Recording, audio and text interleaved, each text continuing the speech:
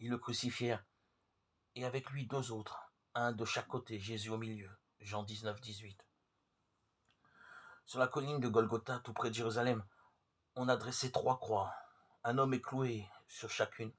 De chaque côté, il y a un malfaiteur, mais Jésus, sur la croix, du milieu est différent. Il est innocent. Son juge a déclaré « Je ne trouve aucun crime en cet homme », Luc 23, 5.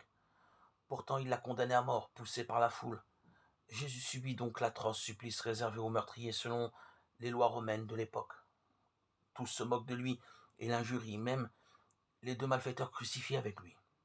Il pourrait pourtant se libérer et descendre de la croix car il est le Fils de Dieu.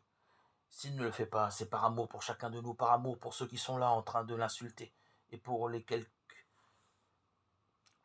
il prie. Père, pardonne-leur, car ils ne savent pas ce qu'ils font. Luc 23, 34. En entendant cela, l'un des malfaiteurs est bouleversé. Il accepte ce pardon pour lui-même et s'en remet à Jésus pour l'au-delà. Souviens-toi de moi, Seigneur, quand tu viendras dans ton royaume.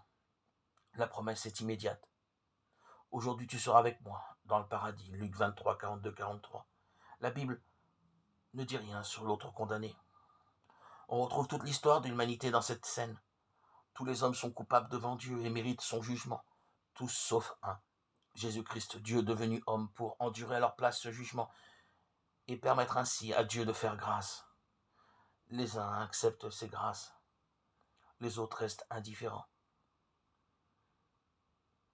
Nous, de quel côté sommes-nous ?